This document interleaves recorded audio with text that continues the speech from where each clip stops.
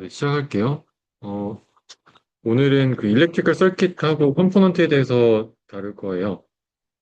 일단 그 제가 그 앞에 부분은 조금 그 세로의 기본적인 부분 설명할 거라서 아마 익숙하신 분들도 있을 거고 처음 보시는 분도 있을 건데 최대한 그 우리 대학 물리에서 배우는 물리투 수준에 맞춰가지고 설명할게요. 일단 그 전압과 전류가 뭔지 설명을 할 건데 전류라고 하는 거는 전하의 흐름이고 전하라는 거는 양전하, 음전하라는 게 있어서 이제 양전하는 어, 전자의 그 개수가 몇 개 빠지면은 양전하가 만들어지고 그러니까 이렇게 마찰을 못에다 비비면은 마찰력에 의해서 그 정전기가 발생되잖아요. 그때 음전하가 그러니까 그 전자죠. 전자가 이동하면서 스파크 파바박 튀는 거 본 적 있잖아요. 그게 이제 전하가 생기는 건데 그 전하가 우리가 그 전체 그 전하의 양은 1쿨럼이라고 하는 단위를 쓰고 이 1쿨럼이 움직일 때 1초마다 1쿨럼이 움직이면은 이 단위 면적당 1쿨럼 퍼 세크로 지나가는 그 속도를 우리가 커런트라고 해요. 커런트가 우리가 전류라는 말도 있지만 뭐 그 물이 흘러가는 것도 커런트라고 하잖아요. 흐름도 커런트라고 하듯이. 그래서 이제 흘러가는 정도의 속도를 커런트라고 하는데 전류가 의미하는 게 결국 전하가 움직이는 속도다. 그래서 컬럼 퍼 세크로 정의가 되는데 그 전류가 흘러가는 속도는 전 그 전이차에 의해서 그러니까 우리말로 하면 일렉트리컬 필드 어떤 플러스 마이너스 양단에 그 우리가 전하를 가진 물질을 놓으면은 그 사이에 일렉트리컬 포텐셜이 생기고 그 일렉트릭 포텐셜 우리말로 그러니까 자석을 놓으면은 플러스에서 마이너스 이렇게 이동하잖아요. 그런 것처럼 그 플러스 마이너스 극을 가진 그 전하를 가진 물질이 사이에 있으면 그 사이에 일렉트릭 포텐셜이 생기는데 이걸 끌어당기는 힘이 생기는데 그 사이에 흘러가는 그 힘으로부터 전류가 그러니까 전자가 움직이는 흐름이 생긴다 이렇게 생각하면 되겠습니다. 그리고 아까 얘기했던 그 일렉트리컬 포텐셜을 만들어 주는 게 음, 일렉트리컬 필드라고 사실 이거는 지금 우리가 그 물리 2에서도 배웠더라도 지금 중요하진 않아요. 일렉트리컬 필드 안에서 전하가 움직일 때 한 전하 그 양만큼 그 컬럼 1컬럼만큼의 전하가 한 일을 우리가 볼티지라고 하는데 그래서 우리가 단위는 줄 퍼 컬럼이고 이 컬럼이라고 하는 이 단위가 하나의 전하가 1줄만큼의 일을 했다는 거고 줄이라고 하는 거는 어, 익숙하지 않으면은 그냥 어떤 그 에너지의 양이라고 생각하면 돼요.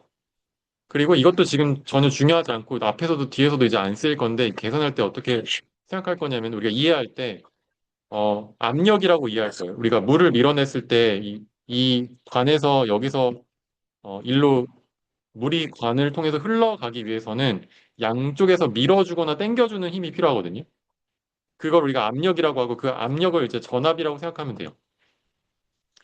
그러면은 전압은 반드시 들어가는 곳과 나가는 곳에 흐름이 있기 때문에 그 흐름이 발생하기 위해서는 그 압력의 차이가 발생해야 되고 그 압력의 차이를 우리가 위치 에너지라고 해서 물이 통이 굉장히 높은 곳에서 이제 물을 받으면은 압력이 세게 물이 콸콸콸 나오거든요.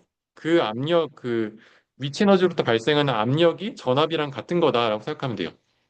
물에서 적용되는 게 이렇게 전류와 전하에 대해서 적용이 되는 거죠.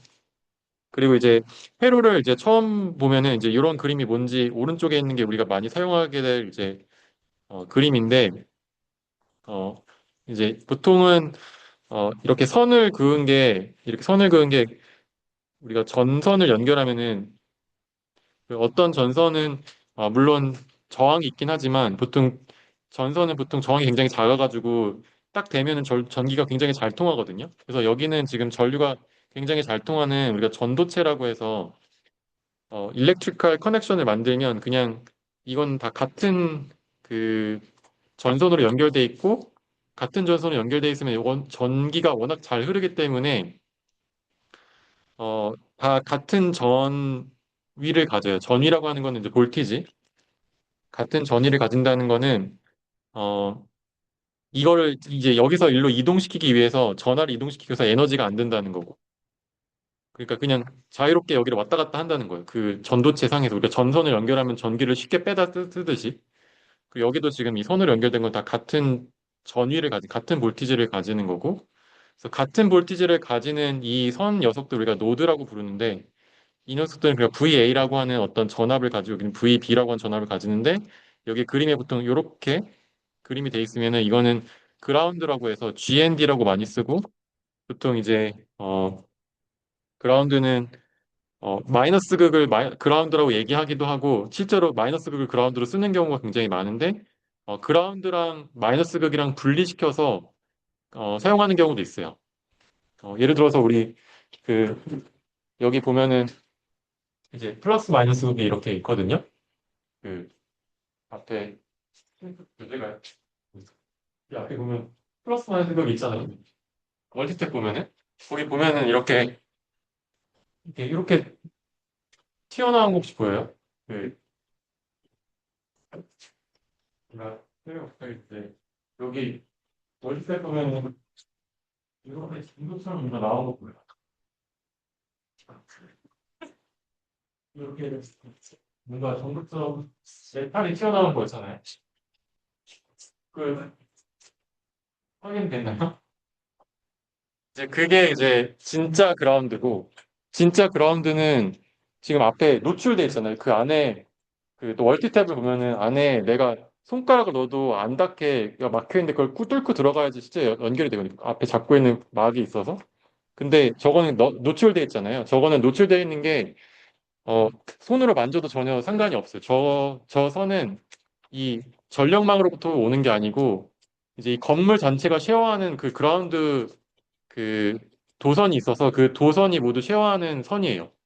그리고 거기는 엄청 많은 용량을 수용할 수 있고 그래서 이제 그 그라운드라고 하는 거를 저걸로 사용할 수 있는데 만약에 우리가 그라운드를 안 쓰고 플로팅이라고 해가지고 그냥 독립된 전원 소스 그 그라운드랑 같은 전위를 가지지 않는 같은 볼테이지를 가지지 않는 그런 플러스 마이너스 극을 쓸 수 있는 거. 대표적으로 배터리를 쓰게 되면은 배터리는 우리가 그라운드랑 연결을 할 수도 있는데 그라운드랑 연결을 안 하게 되면은 그냥 이 플러스 마이너스 극의 전압은 우리 그라운드 대비 몇 볼트 차이 나는 절대 알 수가 없는 상태가 되거든요. 그 대신 배터리는 굉장히 저 멀티탭으로 사용하는 전원에 비해서 훨씬 안정적이에요. 그 볼티지가 일정하게 나오도록 그 배터리가 설계가 되어 있기 때문에 그냥 그 전압 그 배터리 자체가 원래 전압을 DC로 주는 DC라는 걸 우리가 처음 얘기하는데 일정한 전압을 쭉 뱉어주는 거고 저기에 있는 멀티탭은 이제 발전소에서 어 발전기를 돌려가지고 만들어서 오는 전류는 어 이제 교류라고 해가지고 전류가 그 전압이 일정한 게 아니고 전압을 계속 왔다 갔다 하거든요. 그래서 여기서 되게 중요한 것 중에 하나가 우리가 전기적인 에너지로 우리가 활용할 때 크게 두 가지를 쓰는데 하나는 신호를 전달하거나 인포메이션을 전달할 때 쓰고 두 번째는 전력이나 일을 하거나 어떤 물리적인 걸 할 때 쓰거든요. 근데 이 물리적인 걸 하거나 일을 하거나 또는 우리가 인포메이션 전달할 때 어, 그 흐름에 의해서 모든 게 발생해요. 흐름에 의해서 발생하기 위해서는 일정하게 물이 흘러가거나 아니면 사실 되게 많이 쓰는 것 중에 하나가 물을 넣었다 뺐다 넣었다 뺐다 넣었다 뺐다 하는 거예요. 그 흐름을 이용해서 우리가 넣었다 뺐다를 얼마나 세게 하느냐, 어떤 타이밍에 하느냐가 어떤 신호를 전달하고 어떤 에너지를 전달하고 뭐 펌프를 돌리거나 아니면 모터를 돌리거나 하거든요. 그러니까 이 흐름이 왔다 갔다 하는 게 중요하고 그래서 이 전기가 뭔가 에너지를 전달하거나 인포메이션으로서 쓰일 때는 그냥 흐름으로서 나오는 게 아니고 방금 제가 발전소에서 전압이 왔다 갔다 하면서 플러스 마이너스를 왔다 갔다 하는데 그 왔다 갔다 하는 이 흐름 내가 이렇게 이걸 진동시키면 이제 관이 발전소에서 관을 이제 걔가 큰 탱크에서 이제 물을 뺐다 넣었다 하는 거예요. 살짝 뺐다 넣었다. 그럼 우리 이쪽에서도 물이 찰랑찰랑 위로 왔다 갔다 하는 그 흐름을 우리가 이용해서 전기 에너지를 쓰는 거거든요. 그래서 이제 그런 걸 이제 왔다 갔다 하는 그 전류, 얼터네이티브 커런트라고 해가지고 바뀌는 거를 우리가 AC라고 하고, 다이렉트 커런트라고 하는 건데 일정하게 쭉 흘러가는 거를 우리가 DC라고 하는데 배터리는 DC를 쓰는 거고 우리가 보통 지금 다 꽂은 이 전원 소스들은 방금 얘기했던 AC 왔다 갔다 왔다 갔다 하는 그 흐름을 잘 만들면 쭉 흘러가게 만들 수 있는데 그렇게 AC를 DC로 만드는 게 여러분이 지금 사용하고 있는 그 노트북에 연결된 충전기죠.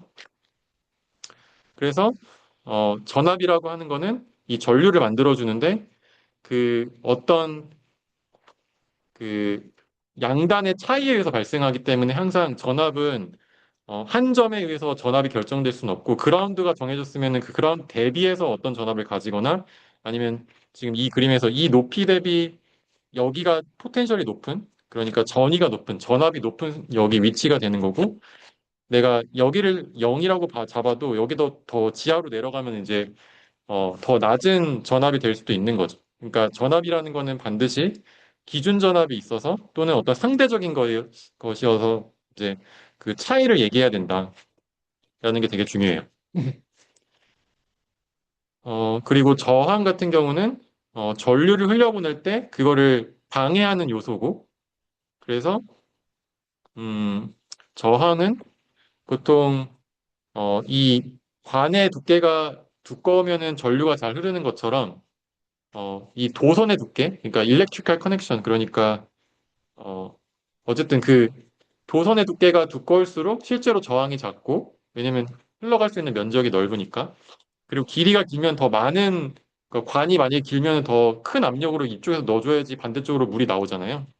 좀 길이가 길면 저항이 커지고, 그리고 그 물질 자체, 관이 안에가 뭐 모래가 꽉 차 있는 관이거나 아니면 뻥 뚫려 있는 관인지에 따라서 그 물이 잘 흘러가는 정도가 변하는데 그런 그 관 안에 그 고유의 특성인 이 레지스티비티하고 여기 로라고 표시한 이 특성 세 가지에 의해서 결정이 되고요. 당연히 이제 이 저항하는 그 물질의 특성이 이게 어 그 저항 우리 우리말로 뭐라고 하는지 분들은 영어로 레지스티비티라고 하고 레지스티비티 이건 물질 고유의 특성이고,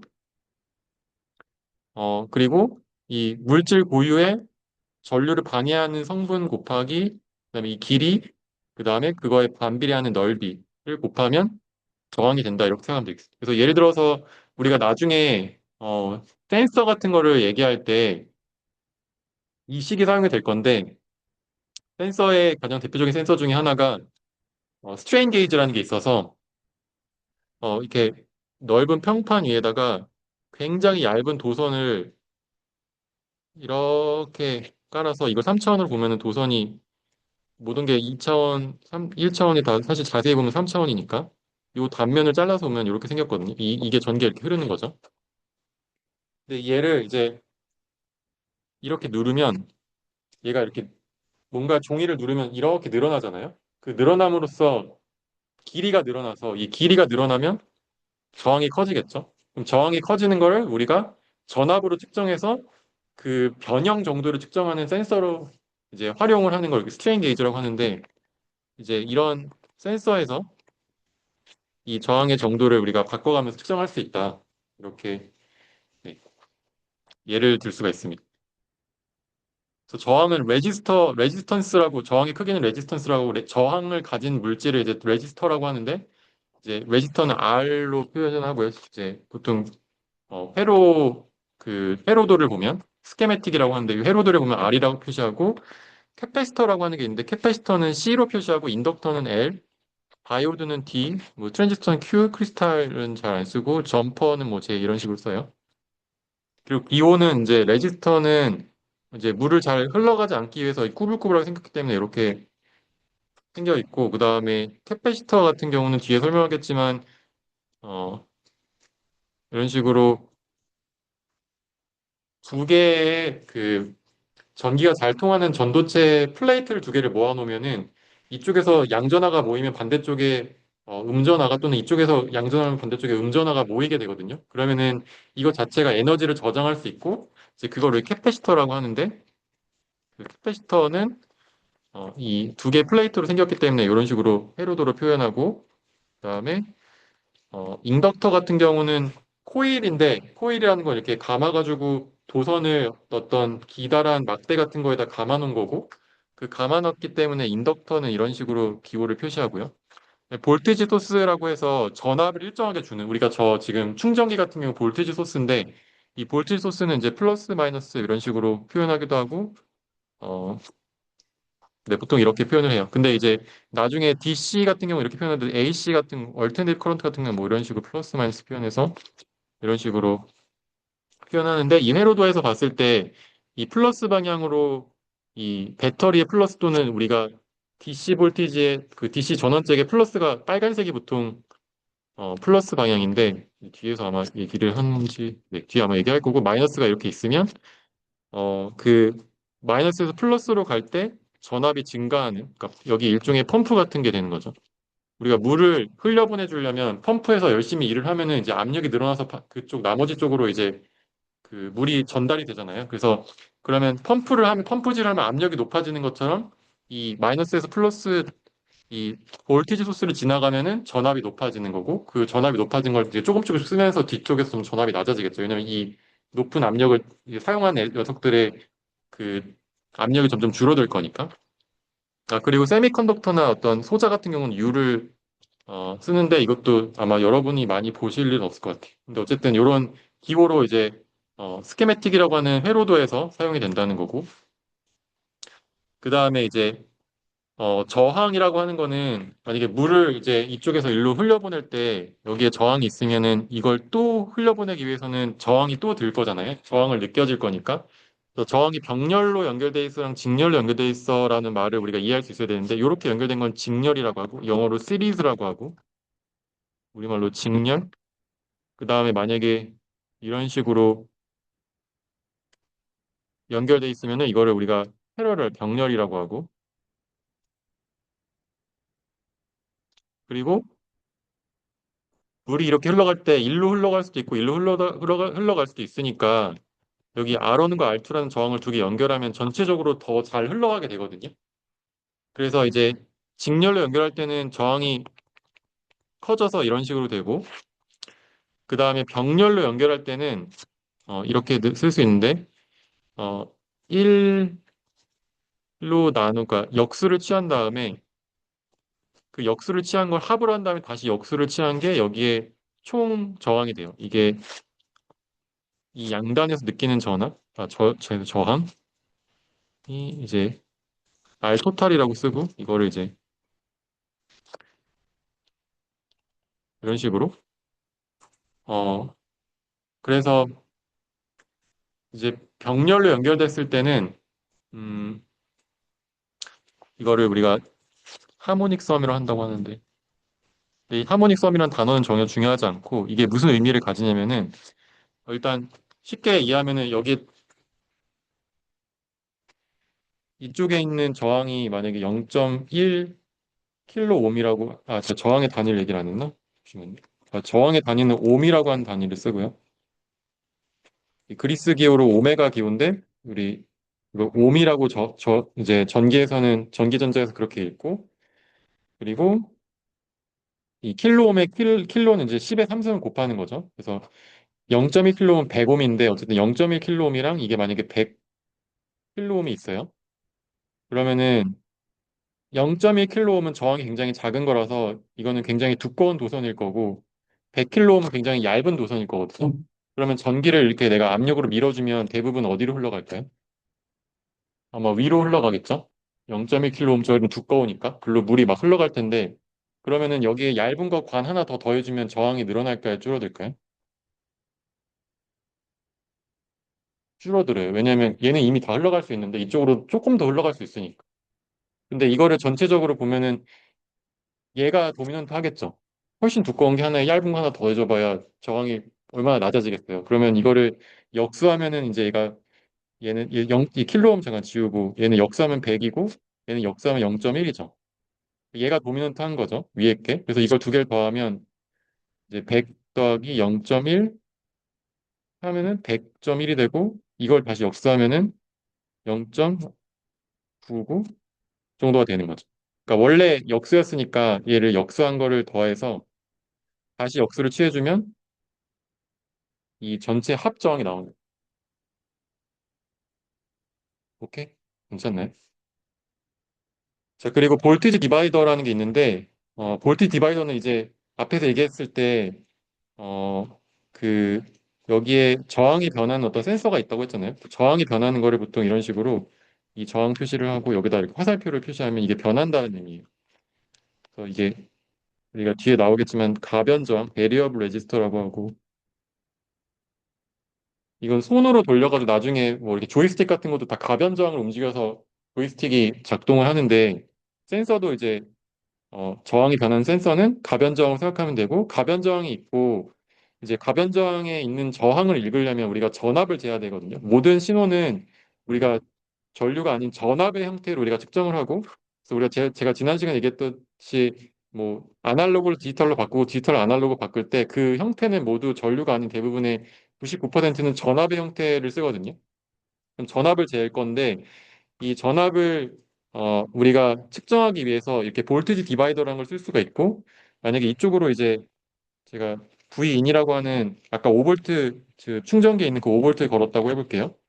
그러면 여기에 R1이 있고 여기 R2가 있는데 이 R1, R2에서 결정되는 이곳에 있는 전압을 우리가 이것도 전압 차이니까 항상 이 차이를 봐야겠죠. 여기가 그라운드라고 했을 때 여기 0볼트고 여기가 5볼트면은 여기에 걸리는 전압인 V 아웃은 몇일까라는 걸 계산을 해보는 게 이제 볼티지 디바이더예요. 그래서 볼티지 디바이더는 결론만 얘기하면은 이 R1 더하기 R2분의 R2를 분모로 하는 이 비율로 이제 이 인풋 볼티지를 곱하면 된다.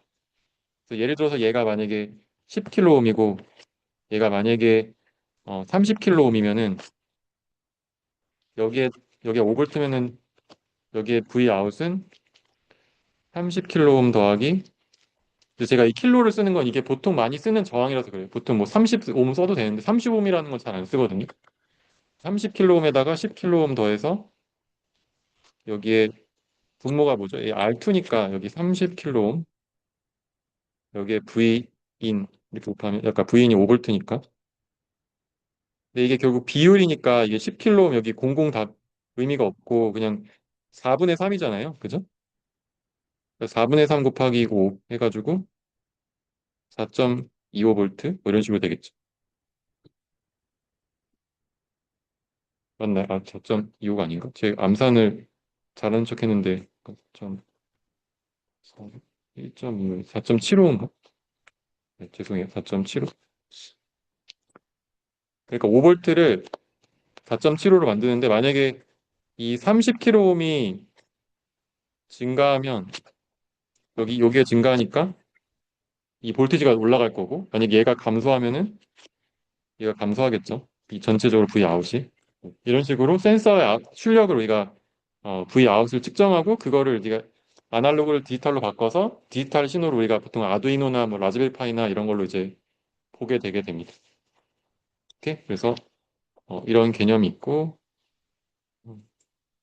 그리고 여기에 또 한 가지 이제 제가 얘기하고 싶은 게 어, 이제 뒤에서 우리가 제가 원래 이런 자세한 걸 안 풀어줬었는데 여기서 좀 풀어줄 건데 이 이쪽에 흐르는 전류 총 전류가 얼마인지 일단 계산해 볼까요? 여기서 이쪽으로 흐르는 전류 여기 총 저항이 지금 40kΩ이거든요. 왜냐하면 10에다가 30 더해서 그럼 40kΩ을 이거 제가 안 알려줬구나. 미안. 뒤에 제가 오매 법칙도 안 넣은 것 같은데 네. 일단 어, 우리가 오매 법칙이라는 게 있어서 제가 여기 안 넣고 이거 설명하면 이제 옴스라는 게 있어서 이 저항 전압과 전류가 저항에 비해서 어떻게 결정되는지 이게 오매 법칙이라고 하고 이거는 아마도 물리라는 걸 배웠으면 다들 배웠을 텐데 이게 말하는 거는 우리가 다시 말하면 I는 R분의 V인데 제가 아까 얘기했잖아요. V는 물을 밀어주는 압력이고 저항이 크면은 당연히 흘러가는 전류 유량이 적어질 거고 저항이 작으면은 그 양이 많아질 거고 전압이 압력이 높아지면 전류가 많이 흐를 거고 이제 이 얘기를 단순하게 하는 거죠. 비례식으로 나타낼 수 있다. 근데 실제로는 이런 저항들은 대부분 이제 오매 법칙을 따르지만 어느 정도 어, 영역을 벗어나거나 온도가 뜨거워지거나 이러면서 이제 완전히 비례하진 않거든요. 그래도 이제 이게 이 저항인데 보통 우리가 나중에 이제 할 때 볼 거예요. 이렇게 생긴 저항을 쓸 거고, 음, 이 저항 양 끝에 전압을 걸었을 때 그 전압에 의해서 제가 아까 했듯이 전압이 항상 차이에 의해서 이 전류를 만들기 때문에 이쪽에 있는 플러스에 있는 A라고 하고 여기 VB라고 하면 A와 B에서 이 전압 강화가 일어나서 여기에 여기가 높고 여기가 여기를 여기는 크고 여기 플러스 여기 크고 여기는 작아요. 그러면은 크고 작은 걸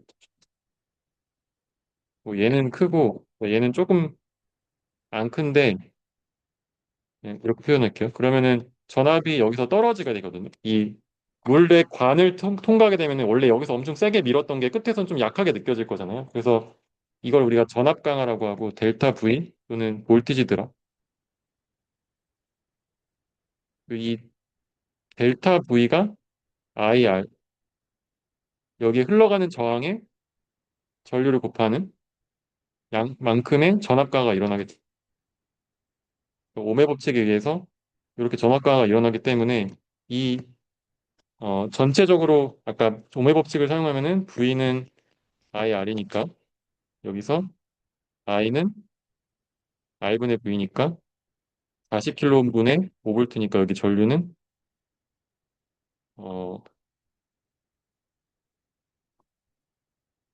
이거는 1.25가 아니고 0.25 예를 들어서 0.25 밀리암페어 이 밀리가 10의 마이너스 3승을 곱해주는 거고요. 그리고 이제 40분의 5가 0.25니까 0.25 밀리암페어 이게 보통 우리가 보통 회로에서 사용하는 단위예요. 보통 뭐 이 저항 연결하면 0.25 밀리암페어는 조금 크긴 한데 어쨌든 뭐 마이크로에서 밀리 뭐 수 밀리암페어 정도가 우리가 보통 회로에서 사용하는 크기고 그러면 그때 이제 어 이만큼의 전류가 흐르니까 여기서의 전압 강하는 이 I에다가 R1을 곱한 것만큼 이 델타 V1은 되겠죠. 그래서 0.25 밀리암페어에다 10kΩ을 곱하면 이 킬로는 10의 3승이고 그 다음에 밀리는 10의 마이너스 3승이니까 얘는 지워지고 2.5 볼트가 되겠죠. 그 다음에 이 델타 V2, 이 R2에서 발생하는 전압 강하는 똑같이 I 곱하기 이 같은 전류가 여기서 이렇게 물로 통으로 흐르니까 같은 I에다가 R2만큼의 저항을 곱했을 때만큼의 전압 강화가 일어나고 그게 이제 0.25 곱하기 30kΩ이니까 이거 2.5가 아니구나. 이거 1.5 죄송해요. 0.25가 아니고 1.25 죄송해요. 완전 틀렸네.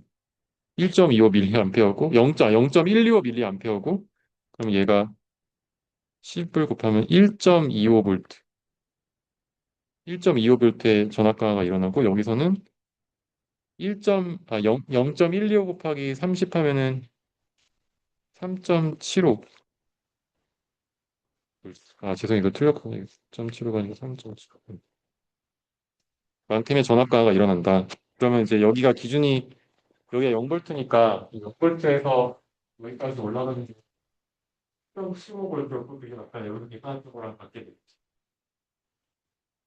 혹시 네 괜찮나요? 여기까지. 네.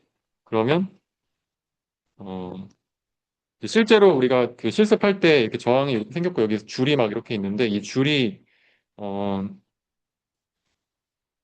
이 저항의 값을 의미해요. 그래서 이 색깔로 만약에 빨간색이면은 지금 여기 2, 그다음에 까만색은 0, 그다음에 이게 멀티플라이어가 여기 10의 2승, 그래서 곱하기 10의 2승 5이거든요. 그럼 얘는 계산해 보면 2000ohm이니까 2kΩ짜리 저항이죠. 여기에 금색 띠는 이 저항이 얼마나 정밀한가? 2kΩ 플러스 마이너스 5볼트의 5%의 오차를 가지면 금색, 회색이면 플러스 마이너스 10%의 오차를 가진다. 이렇게 생각하면 되겠습니다. 요거는 이제 1%, 2% 오차를 가지는 색깔이 되겠고요. 그래서 요거는 실험하다가 모르겠으면은 이제 제가 나중에 설명할 그 멀티미터로 찍어보면은 저항을 측정할 수 있고 아니면 이제 사진의 색깔을 GPT한테 물어보면은 알려주겠죠. 네. 요건 뭐 지금 외우실 필요는 없어요. 네. 그리고 이제 보통 어 우리가 나중에 실습할 때 이게 이런 걸 꽂아가지고 센서랑 이런 걸 펴볼 텐데 그때 이쪽 꽂아가지고 우리가 빵판이라는 걸 사용해서 꽂거든요. 그때 이제 이걸 이렇게 꽂아가지고 쓰는 거를 그 스루홀 형태라고 하고 그리고 이거는 싱글 인서트 핀, 뭐 더블 인서트 핀 이건 양쪽에 핀을 꽂아 쓸 수 있는 나중에 우리가 센서 같은 거나 IC 칩 같은 거 쓰면은 양쪽에 핀이 있어서 그걸 꽂아서 쓰거나 아니면 서피스 마운트 디바이스 같은 경우는 여기에 이걸 보통 칩을 빵판에 꽂을 수는 없고 보통 어댑터를 껴서 빵판에 끼거나 아니면은 PCB라고 하는 제가 지난 시간에 PCB 설명했나 PCB라고 하는 나중에 설명할 그 위에다가 납땜해서 쓸 때 서피스 마운트 디바이스 뭐 이렇게 얘기하는 소자도 있어요. 그래서 이거 나중에 한번 볼게요. 아까 얘기했던 그 가변 저항을 우리가 포텐시오미터라고도 얘기하고 포텐시오미터는 이제 저항인데 가변 저항처럼 쓸 수 있는 것들을 얘기를 합니다.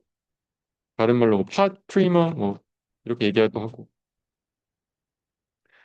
그 다음에 이제 키르 법칙으로 이제 회로에서 저항 전압 전류를 계산을 할 건데 어 이거는 이제 간단하게 설명하면은 이 압력을 여기서부터 시작해서 펌프를 올린 다음에 한 바퀴 돌아가지고 원래 위치로 오면은 원래 여기 시작했던 압력이랑 똑같아야 된다 이런 거예요. 그래서 이 볼티지 소스에서 아까 여기 전압을 올려줄 거예요. 그다음에 여기 만약에 저항이 있으면 전압을 갉아먹을 거고 또 뭔가 전압을 갉아먹고 해가지고 갉아먹고 해서 여기 충 돌아왔을 때 여기에 원래 여기 0볼트부터 만약에 5볼트짜리 전압이면 전압 쏟으면은 다시 돌아오면 여기가 0볼트로 일치해야 된다라는 게 이 키르호프의 볼티지 로고 그다음에 우리 물을 관에다 넣을 때 관이 이렇게 분기가 되면 만약에 이렇게 관이 생겼다고 해볼게요. 여기다 물을 넣고 여기다도 물을 넣고 여기다 물을 빼면은 여기에 넣어주는 두 개의 전류는 여기 나오는 전류랑 같아야겠죠.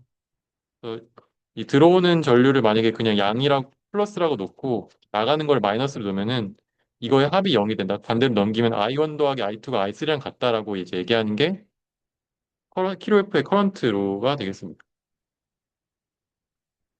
그리고 어, 네, 이거는 우리 대학 1학년 때 배우는 물리 시간에도 배우는 것 같고 그리고 그때 푸는 문제를 같이 풀어볼 건데 어, 일단 우리가 이퀴버런트 레지스턴스라고 해가지고 이렇게 저항을 여기서부터 전류를 넣어가지고 일로 뺀다고 했을 때 전압 차이가 여기 발생할 거고 그게 이제 이 전류의 흐름을 만들겠죠. 그럼 여기서 느껴지는 총 저항 그러니까 이런 게 막 회로가 이렇게 있을 때 얘가 느낄 수 있는 물을 넣었을 때 얼마나 잘 못 흐르게 만들 건지에 대한 저항력은 이제 이거를 아까 시리즈랑 그 패러럴을 계산해서 합하면 돼요. 그래서 일단 시리즈로 연결됐을 때는 저항이 합쳐진다고 했으니까 여기 두 개는 합쳐질 거고 8옴하고 4옴은 더해질 거고 그다음에 요거의 총 저항도 합쳐질 건데 더하기 하면 되는데 얘는 병렬이기 때문에 이렇게 흘러갈 거라서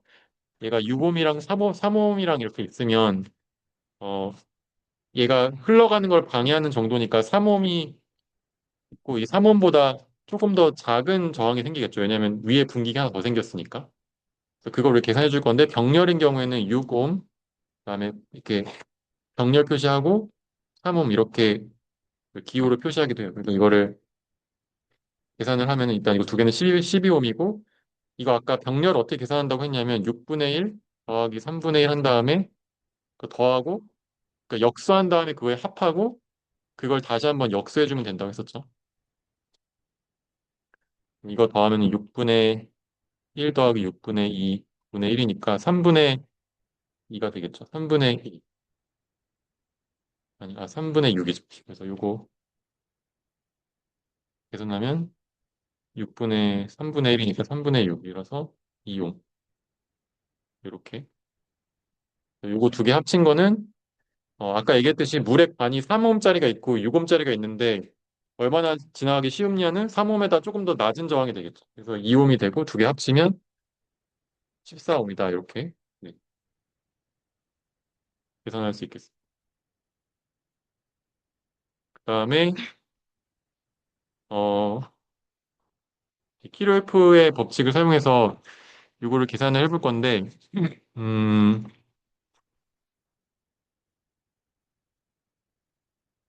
일단 그 아까 얘기했던 이거를 근데 이런 용어까지 몰라도 되는데 뭐 KVL, KCL이라고 나타나는데 전류의 합이 0이고 한 바퀴 돌았을 때 전압이 0이 된다라는 걸 이제 적용을 해보면 일단 이 부분에서 우리가 그러니까 지금 이거의 이 문제의 목적이 뭐냐면 이렇게 지금 내가 여기 배터리 놓고 여기 저항을 이렇게 놨어요. 그럼 여기에 각각의 전류가 어떻게 흐르고 전압이 어떻게 걸리는지를 알고 싶은 거예요. 그럼 이제 목적이 뭐냐면 여기에 미지수인 전류를 구하고 싶다 또는 이 아까 노드라고 했던 이 부분에 걸리는 전압을 알고 싶다 그거거든요. 그래서 지금 어, 문제를 풀어보면은 일단 각각의 노드 그러니까 이 전도체가 이렇게 있으면 전도체가 모이는 곳 여기는 제가 아까 얘기했듯이 전도체는 전기가 굉장히 잘 통하기 때문에 물을 흘려보낼 때 아무런 저항을 주지 않아서 내가 여기서 이쪽으로 물을 밀잖아요. 그냥 쑥 가. 그럼 쑥 간다는 거는 전압가가 없다는 얘기고 저항이 안 느껴진다는 얘기이기 때문에 다른 말로 하면은 내가 여기는 전압이나 여기서 느끼는 전압이 여기 느끼는 전압이 다 같다는 그래서 다 같은 전압을 공유하는 곳을 우리가 노드라고 하고 그러니까 이거는 우리가 나중에 뭐 그림으로 토폴로지적으로 그냥 이렇게 다 모아가지고 이게 다 같은 점 여기는 다 어떻게 보면 다 같은 전이차를 가지는 거니까 다 같은 점이라고 할 수 있고 그래서 이걸 하나의 노드라고 하고 이 노드를 우리가 C 노드라고 했을 때 이쪽으로 모이는 이러고 이쪽으로 모이는 거 I1, I2가 있고 이리로 나가는 I3를 우리가 아까 얘기했듯이 커런트가 물이 들어오는 것처럼 I1, I2 더한 게 I3랑 같아야 된다라는 식을 먼저 쓸 수가 있고 그 다음에 이제 요렇게 회전하는 어떤 이 안에 루프를 우리가 잡을 수가 있는데 아까 얘기했던 그 키로프의 볼티지 룰을 규칙을 쓰기 위해서는 하나의 루프 그러니까 여기서 우리가 보통 이제 2번은 A부터 시작할게요. A가 B랑 같은 노드긴 한데, 뭐 이건 그래도 쓸게요. A, B. 이거는 A, B를 이동하는 거 의미가 없어. 왜냐면 안에 소자가 없고 전압 강화도 없고 저항도 없으니까. B에서 C, C에서 D, D에서 A로 돌아온다고 해보죠. 이런 패스가 있을 때 이건 하나의 루프잖아요. 그러면 이 루프에서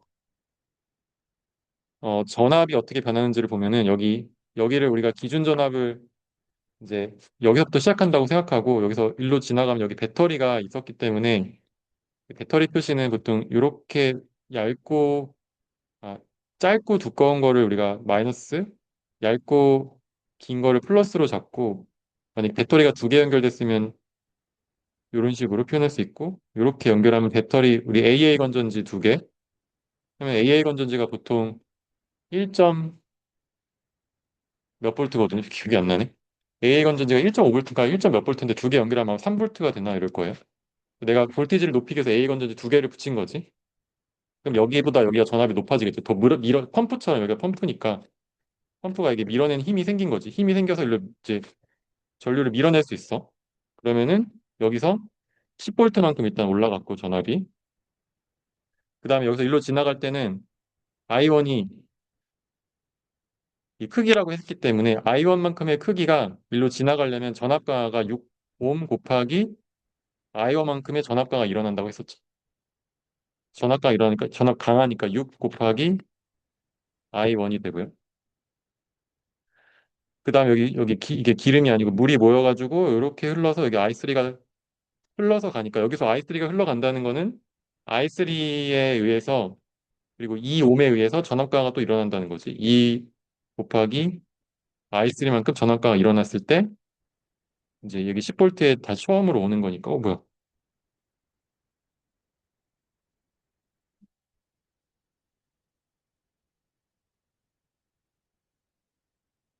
왜 없어졌지?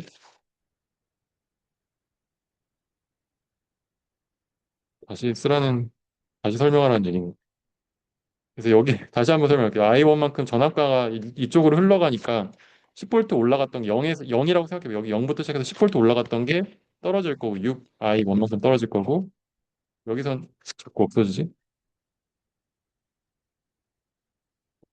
이지막이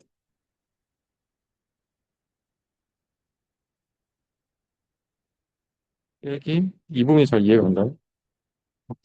아, 왜 그럴까?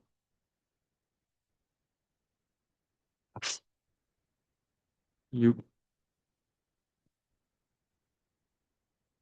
여기서부터 여기까지 전압가가 여기서 일어나는 거고 이게 한 바퀴를 도는 거예요. 이렇게 한 바퀴 돌아서 갈 거예요. 왜 이러지?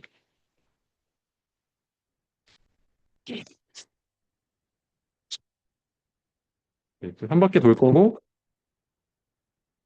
이제 빼기 2i 여기 i3만큼 이렇게 지금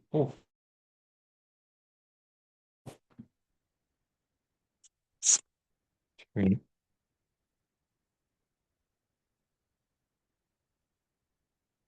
조심해서 이렇게 2i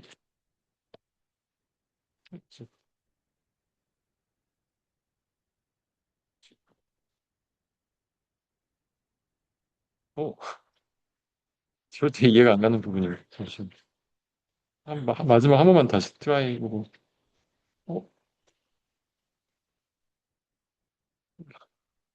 두 번째 거는 방법을 어떻게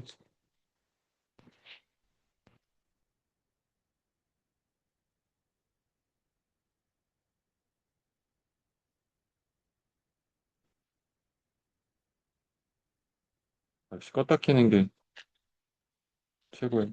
자 그래서 마이너스 6i1 그다음에 여기서 이쪽으로 한 바퀴 돌면서 마이너스 2i3가 0이고 그다음에 이제 여기서 좀 이제 헷갈릴 수 있는데 이렇게 또 돈다고 해볼게요.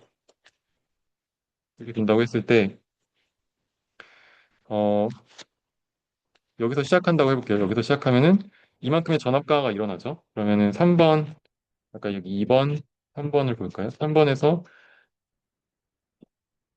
4옴에서 여기서 흘러가는 이쪽으로 흘러가는 잘 찾아보면 얘가 I2만큼 전류가 흐르거든요. 여기서 얘가 같은 거니까.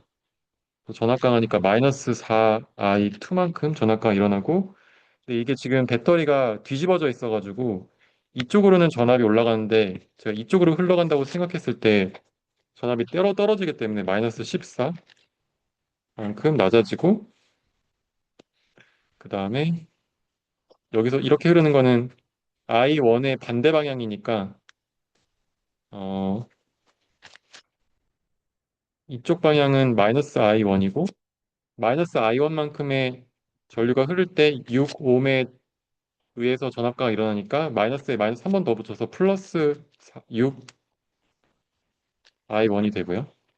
이쪽도 지금 전압가가 마이너스 반대 방향이 일어나니까 마이너스 10 해서 원래 돌아왔으니까 얘가 0. 사실 얘를 오른쪽으로 다 넘기면 방향이 반대가 돼서 사실 제가 굳이 이쪽 방향으로 안 잡고 이쪽 방향으로 잡아도 그냥 이 전체 식이 오른쪽으로 넘어오는 거기 때문에 똑같거든요. 그래서 이제 방향은 뭐 시계 방향, 반시계 방향 상관없이 일관성 있게만 내가 여기서 시계 방향으로 시작했으면 시계 방향으로 당연히 끝나야겠죠. 네, 그렇게만 해주시면 돼요. 그럼 이제 요 두 개, 이거 총 세 개의 식을 풀어가지고 이 I1, I2를 계산을 하면 된다. 그래서 이거를 이제 식을 오른쪽으로 넘기면 6i1 플러스 2i3는 10이 되고요. 그다음에 이것도 정리하면은 6i1 빼기 4i2는 24가 되죠.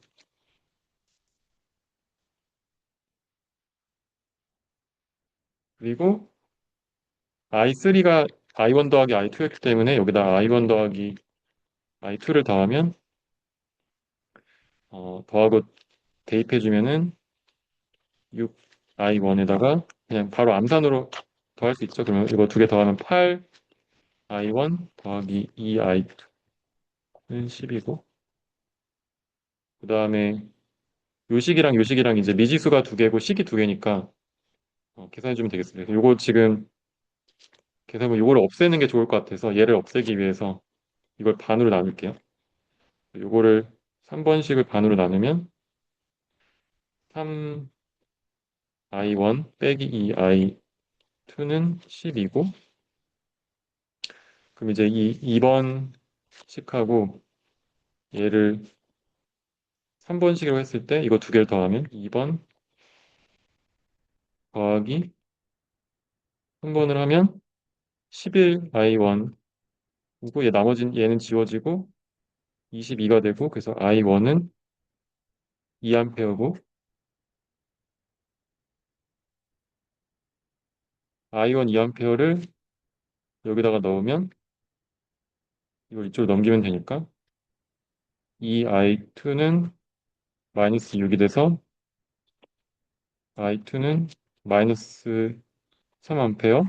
그다음에 이거 두 개를 더한 게 i3였기 때문에 i3는 마이너스 1A. 이렇게 네, 정리하시면 돼요.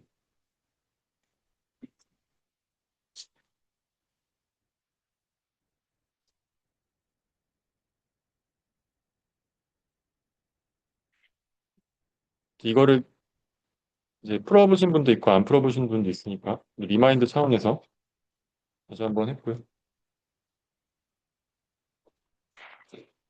자, 그러면 이제 여기까지가 이제 그 디지털 그 뭐죠? 저항으로 구성된 회로에 대한 설명이고, 이제 어, 아날로그 시그널 또는 얼터네이트 얼터네이트된 커런트를 가진 AC 시그널을 볼게요. AC에서 A는 아날로그는 아니고 사실 얼터네이트 커런트라는 말의 약자고, AC 시그널은 아날로그 시그널을 우리가 대부분 신호를 볼 때 센서 값이 어, 들어올 때 그 값이 디지털로 들어오지 않고 이게 결국 이게 연속적이고 컨티뉴어스하고 크기를 가지는, 시간에 따라서 어떤 흐름을 가지는 어떤 신호기 때문에 컨티뉴어스한 앰플리튜드를 가지는 신호가 이제 아날로그 신호라고 할 수 있고, 보통은 주기를 가지기 때문에 프리퀀시, 우리말로 진동수라고 하나요? 네, 진동수 또는 피리어드가 우리말로 주기죠. 주기적으로 움직이는 신호를 대부분 어, 우리가 많이 처리하기 때문에 이 주기적인 신호에 대해서 분석하는 게 굉장히 중요해요. 그래서 일단 주기성을 가진다고 생각을 하면은 그 주기를 가지는 길이를 이제 우리가 피리어드 여기서부터 여기까지가 몇 초인지, 만약에 0.1초 동안에 한 번 왔다 갔다 한다. 0.1초마다 반복이 되는 걸 이제 어, 우리가 주기적인 피리어딕한 신호라고 하잖아요. 피리어딕한 시그널에 대해서 하나의 주기를 우리가 t라고 하면은 0.1초, 0.1초. 그러면 0.1초마다 한 번씩 반복되는 신호는 1초에 몇 번 반복할까요? 그거는 10회 반복하겠죠. 그래서 피리어드랑 프리퀀시는 역수의 관계를 가지. 진동수는 이제 이건 주파수라고도 하고, 어, 얼마나 자주라는 프리퀀시라는 말이니까 그 단위는 헐츠를 쓰고 기호로는 F라고 표현합니다. 그리고 디지털 시그널은, 아날로그는 연속된 어떤 크기를 가지는데 디지털은 무조건 0과 1만 가지는 그런 신호고, 0과 1을 보통 다른 말로 하이 앤 로라고도 얘기하고, 다른 말로 어, true false라고도 얘기해요. true false는 0과 1, 하이로도 0과 1, 죄송해요. true false는 1과 0, 그 다음에 하이로도 1과 0, 그 다음에 우리가 신호는 1과 0이라고 얘기하지만 실제로 이 디지털 신호 자체는 들어오는 기준 전압이 있어서 그 기준 전압을 넘으면 1, 그거보다 낮으면 0이라고 보고, 보통 그 기준 전압은 뒤에 나중에 한번 설명하겠지만, 만약에 내가 그 사용하는 그 서플라이 볼테이지에 따라 달라져. 그래서 예를 들어서 내가 어, 통신을 한다. 만약에 내가 그 인베디드 보드가 이렇게 있고 이 보드가 있는데 이렇게 연결돼 있어서 이게 그라운드가 항상 볼티지를 주기 때문에 항상 상대적인 걸 줘야 되기 때문에 두 선이 같이 와요. 그리고 여기에 신호가 이렇게 온다고 했을 때 얘가 사용하는 전원이 VS 서플라이 볼티지라고 보통 이렇게 표현하는데 제가 아까 뭐 이런 식으로 표현하지만 회로를 보통 이제 구성할 때 뭐 이렇게도 표현하지만 그냥 뭐 이렇게 5볼트 또는 뭐 VS 이렇게 표현해가지고 뭐 이렇게 쓸 때도 있거든. 이런 전체 루프를 생략하고. 근데 이거는 이제 0에서 5볼트로 가는 전원 소스가 있다는 걸 가정하고 있는 거예요. VS라고 하는 이런 전원이 이렇게 들어온다고 했을 때 이 VS가 들어오는 이 녀석이 보통은 크게는 3.3볼트 또는 5볼트를 사용해요. 인베디드 보드에서. 그리고 CPU나 이런 데서는 뭐 1.7볼트나 0.75볼트 쓰기도 하는데, 근데 이제 우리가 보통 사용하는 전원 소스들은 다 3.3볼트 또는 5볼트를 사용하고, 그러면 3.3볼트 기준으로 3.3볼트가 들어오면 무조건 하이 또는 트루 또는 1이고, 이제 0볼트는 무조건 0 또는 이제 폴스 또는 로겠죠. 근데 이제 이거의 기준이 이 사이가 약간 애매하잖아요. 근데 이제 어느 이한 뭐 이게 제가 지금 정확히 기억 안 나지만 뭐 1점 몇 볼트 이하는 0볼트로 그 사이는 뭐 랜덤하게 표시되거나 아니면은 기준이 있어가지고 그거를 이제 뭐 2볼트 이상은 3.3볼트라고 생각하고 하이로로 이제 변환해주는 그런 이제 방식으로 동작을 합니다. 그래서 어쨌든 결과적으로 보면 디지털 세계에서는 1과 0밖에 안 보이는 거죠. 아날로그로 들어오더라도. 그리고 이제 아날로그 신호는 유니폴라, 바이폴라 뭐 이런 거는 0볼트를 기준으로 위에서만 왔다 갔다 하면은 유니폴라고 0볼트 기준으로 왔다 갔다 하면 바이폴라고 이런 건 뭐 크게 중요하지 않고 중요한 거는 어떤 신호가 있을 때 신호에 일정하게 0볼트보다 큰 성분이 있다라는 게 되게 중요해요. 그런 걸 이제 그러니까 DC 성분이라고 하고 DC 컴포넌트 그리고 그 평균적으로 이 신호 위에서 왔다 갔다 하는 이 크기의 신호를 보통 AC 신호라고 하고요. 그래서 우리가 들어오는 신호가 DC가 있는 성분인지 아닌지에 따라서 뒤에 있는 뭐 시그널 컨디셔닝 같은 게 달라지기도 하니까 네, 이거를 이제 알아두면 좋고 그 다음에 아까 얘기했던 아날로그 신호가 이렇게 들어오면은 이제 디지털 0101로 바꿀 건데 이 바꾸는 과정을 그러니까 지난번에 ADC, A에서 D로 바꾸는 아날로그 디지털로 바꾸는 ADC라고 했었죠. 근데 이거는 제가 다다음 시간 정도에 자세하게 할 건데 보통은 이런 식으로 0에서 7까지 하면 이게 8비트의 자릿수를 가지고 8비트의 자릿수가 0100 해가지고 총 0일을 쓸 수 있는 자리가 8개가 있는 거죠. 4개가 2개 있어서 8비트가 이렇게 있으면 얘가 표현할 수 있는 숫자는 0에서부터 2의 8승 빼기까지 0부터 시작했기 때문에 다시 말하면은 0부터 63까지 2의 8승이 64 맞나요? 네, 감사합니다. 네, 0에서 63까지 숫자를 표현할 수 있다. 그 아까 얘기했던 제가 3.3볼트를 기준으로 감사합니다. 256이니까 250지? 네,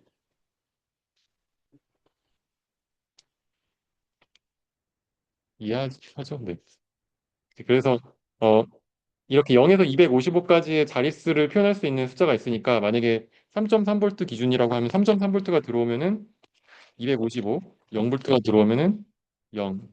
그 사이 값은 이제 이거에 비례해서 이제 증가하고 감소하는 식으로 만들어주는 ADC라는 이제 소자가 있어서 샘플링을 하고 그거를 퀀타이제이션 해가지고 자르고 아까 뭐 이것도 만약에 이 레졸루션이라고 하는 게 나중에 나오는데 그만큼 잘라가지고 레졸루션이 지금 255면 256개의 자리가 있어 256분의 3.3볼트면은 이만큼의 한 단위만큼 이 자릿수가 이제 끝에 자리부터 이렇게 올라가겠죠. 요것만큼 올라갈 때마다 1씩 더해주게 되는데 이제 그걸 퀀타이징 하는 회로에서 처리하고 그걸 인코딩해서 이런 식으로 만든 다음에 디지털로 이제 인베디드 보드에서 받게 되겠습니다. 그리고 네. 이제 뭐 아까 얘기했던 캐패시터라는 게 있고 인덕터라는 게 있는데 캐패시터 같은 경우는 음, 이제 여기에 전하를 모아서 전하에 의한 에너지를 저장하고, 그다음에 인덕터 같은 경우는 코일이 이렇게 아까 이렇게 전선이 이렇게 감겨 있다고 했잖아요. 그러면은 여기에 전류가 이렇게 흐르게 되면은 여기 흐르는 전류에 의해서 자기장이 형성이 되고 그 자기장이 저장돼요. 그래서 자기장이 저장되면 그러니까 전류가 흐르면은 그 흐르는 전류에서 자기장이 생긴다는 거는 들어보셨을 것 같은데 코일로 묶어놓으면 자기장이 되게 밀도 있게 잘 생기는 거죠. 그럼 자기장이 있으면은 그 자기장에 의해서 이 전기가 멈추더라도 그 자기장이 줄어들면서 또 전기가 흐르게 만들어주거든요. 그래서 이거는 마치 이제 여기에 흐르는 어떤 물들을 이렇게 계속 흘러갈 수 있게 만들어주는 음, 그런 역할을 하는데 우리가 무거운 무거운 어떤 팬 같은 걸 한번 쫙 돌리면은 걔가 이제 더 안 돌려도 계속 돌잖아요. 그 돌아가려는 관성이라고 하는 게 생기는 게 이 인덕터에서 하는 역할이.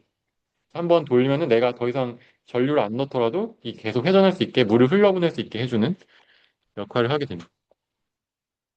그래서 캐패시터는 이 크기를 단위를 이제 페러지라는 단위를 쓰고 그리고 심볼 아까 얘기했던 이런 식으로 쓰는데 어, 이제 여기로 전화가 모였다가 나중에 여기서 이제 전류를 끊더라도 전류가 나중에 빠져나가서 일을 할 수 있는 형태고 그 다음에 아까 인덕터 같은 경우는 자기장이 형성돼서 자기장이 사라질 때까지 전류를 좀 더 흘려보낼 수 있게 해주는 역할을 하게 돼요.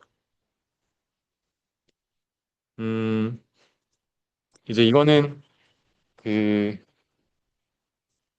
이 식을 요거는 이제 몰라도 되는데 앞에서 제가 전압이라고 하는 거는 그 하나의 차지당 해준 일이라고 해가지고 이게 음, 하나의 차지가 그러니까 차지라는 게 여러 개 사실 이게 10의 전자가 한 10의 16승계 정도 모이면은 1콜롬의 크기를 가지는데 전자가 이 정도 모이면 대충 이 정도 크기 가는데 그만큼의 전자 이제 중요하지 않고 어쨌든 전하가 모여 있는데 그 전하가 전압에 의해서 이제 이 모여 있는 그 플레이트 사이에 전압이 걸리면은 아까 이 플레이트가 이렇게 있고 이 플레이트 사이에 전압이 있고 이 전압에 모여 있는 전하의 양이 많으면은 그만큼 에너지가 많이 저장이 되겠죠. 그거의 그 총량을 그러니까 Q라고 하는 총 전하량이라고 그래서 이걸 차지에 대해서 시간에 따른 변화량이 앞에 제가 설명을 안 했나? 어, 이 전하가 시간에 따라 움직이는 흐름을 제가 전류라고 했잖아요. 그래서 이 Q가 총 전하량의 시간에 따른 변화량이 전류의 흐름이고 근데 이제 총 전하량은 아까 죄송해요. 이 쿨럼이 아니구나. 저 완전 다른 얘기는 이 C라고 하는 건 캐패시턴스 페럿이라고 하는 단위고 이 캐패시터가 얼마나 많은 전하를 모을 수 있는지에 대한 단위거든요.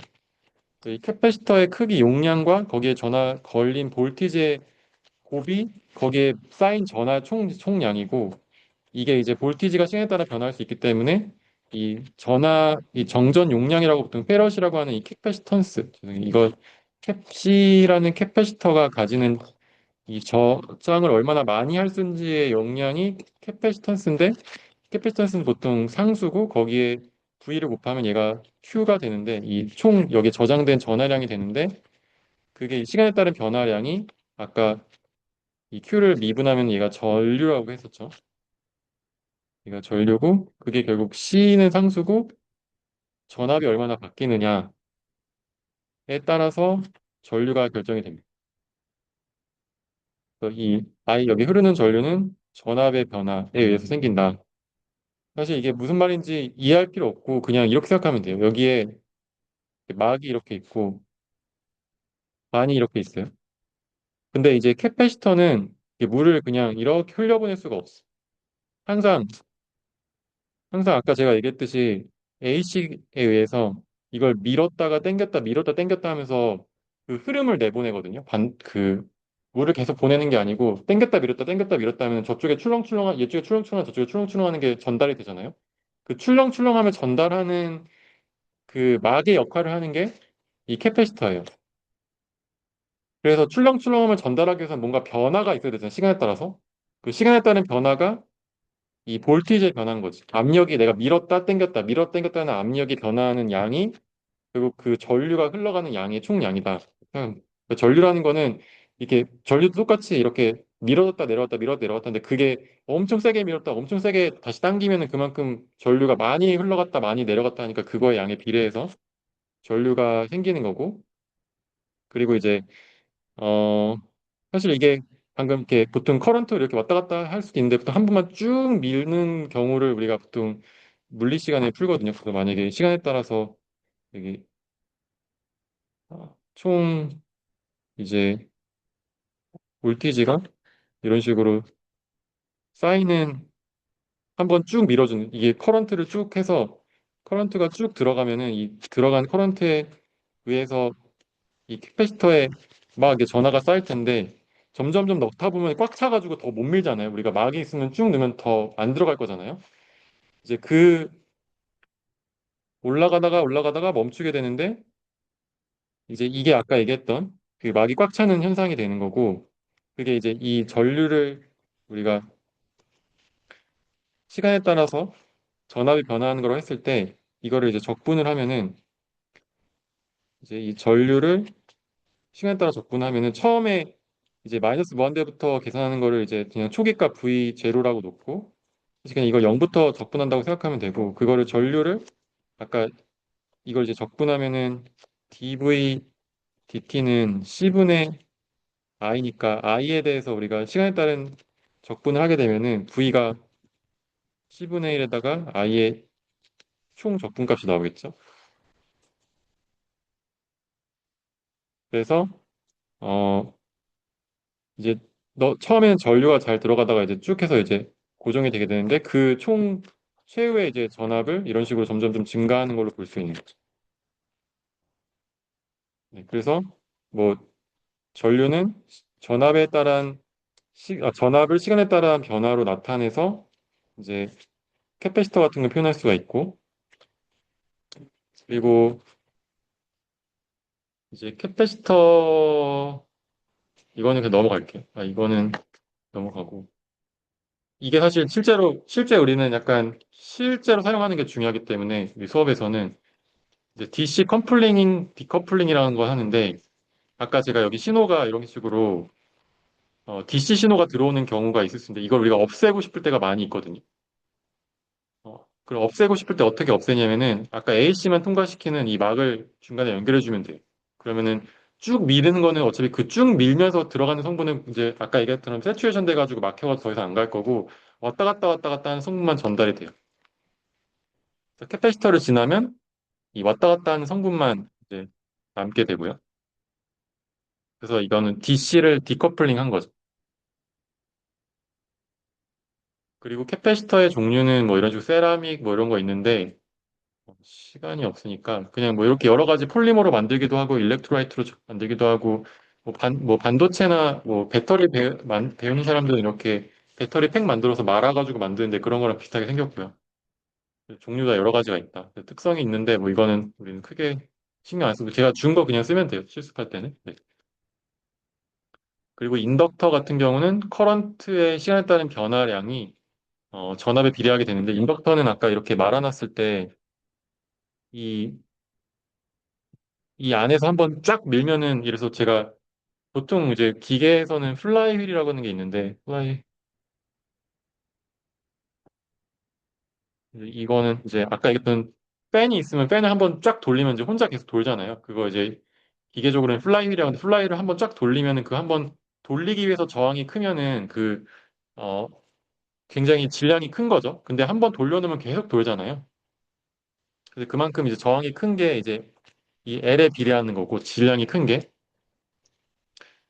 근데 이제 이 한 번 이 녀석에다가 이 압력을 넣어주기 위해서는 이 한 번 여기다가 전류를 흘려보내기 위해서는 이 전류가 천천히 흘러가는 건 상관없는데 전류를 빨리 흘렸다 천천히 흘렸다 하는 또는 점점점 전류를 많이 흘리는 것 자체가 어렵게 되기 때문에 이 전류의 변화량에 비례해서 여기 압력을 더 많이 넣어줘야 돼요. 그래서 이제 전류의 시간에 따른 변화량에 이 L이라고 하는 거는 인덕턴스라고 하고 인덕터의 고유의 특성이고 이제 단위는 헨리라고 쓰고 이것도 네. 그냥 사실 캐파시터를 주로 많이 쓸 거고 여러분은 인덕터는 많이 쓸 일이 없는데 인덕터는 굉장히 고전류를 다룰 때 많이 쓰고 아니면 뭐 공진 회로 같은 거 만드는데 이런 걸 만들 일이 없어서 주로 캐파시터를 쓰지만 어쨌든 인덕턴스라는 게 있어서 그게 이제 볼티지에 대해서 이런 관계를 가진다 이렇게 생각하면 되겠어요. 그래서 이것도 마찬가지로 적분하면은 이제 I에 대해서 적분하니까 V를 적분하면 I가 나오겠죠. 그러니까 L분의 V가 DI DT고 그럼 I는 이 L분의 1을 V를 시간에 따라 적분하면 전류가 나오겠죠. 여기는 그대로 식 그대로 쓴 거예요. 그래서 여기까지가 인덕터고 음, 페이저는 너무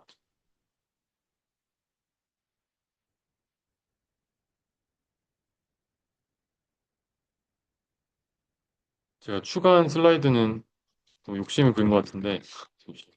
그러면 어, 요 뒤에 부분 이것도 필요가 없을 것 같고 음,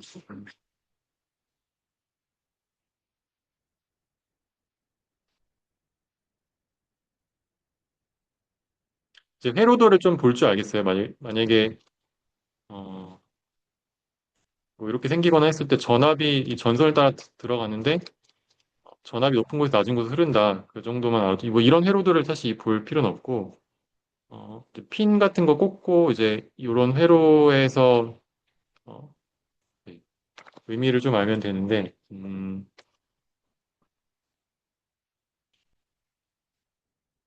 이것만 설명하고 끝낼게요. 이게 어, 일단 나중에 회로도를 볼 때 이렇게 생긴 심볼도 있고 그다음에 여기에 전선을 넷이라고 하고 그다음에 이런 식으로 이게 MCU가 보통 이런 식으로 있고 여기에 보통 디바이스 소자 이건 보통 레귤레이터가 하는데 디바이스 소자가 있고 그다음에 이 디바이스 이 U라고 하는 거는 보통 세미컨덕터 반도체 소자인데 이 반도체 소자의 핀이 보통 아까 8개 이렇게 있어서 딥핀 타입으로 보통 양쪽에 4개 이렇게 핀이 있는데 그 핀이 각각 전압을 공급해주고 그라운드를 연결하고 어떤 신호를 주고받는 역할을 하고요.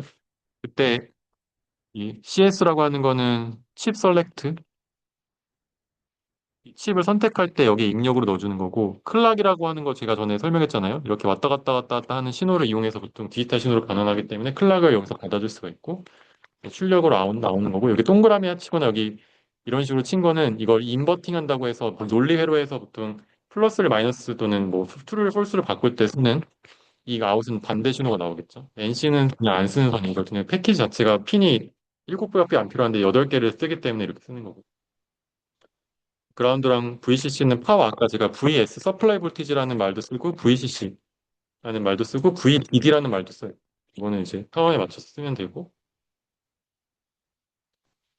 그리고 내 설명했고 버스 같은 거 지난번 설명했듯이 이제 디지털 신호가 왔다 갔다 할 때 여러 개의 전선을 연결해서 쓰는 경우고 패러럴하게 신호를 이제 왔다 갔다 할 때 쓰게 됩니다. 이건 아까 설명했던 거고 이제 전선을 이렇게 연결할 때 동그라미를 이렇게 쳐가지고 크로스를 해줘야지 이 두 개 전선이 연결되는지 확인할 수 있고 그 파워는 전압하고 전류를 곱하면 파워가 되고요. 그 나머지는 제가 다음 시간에 설명할게요. 생각보다 시간이 많이 걸려서. 네. 그러면은 이 나머지 회로랑 이런 부분들을 다음에 설명하고 이어서 그 다음 시간에 원래 OPM프를 하려고 했는데 네. OPM프는 요거 설명하고 그 다음에 이어서 하도록 할게요. 네. 사실 뭐 조금 어려울 수도 있는데 어, 뭐 엄청 복잡한 회로를 할 건 아니라서 좀 간단한 회로 정도의 문제는 좀 풀어보시면 좋을 것 같아요. 네. 오늘 여기까지 하겠습니다. 수고하셨습니다.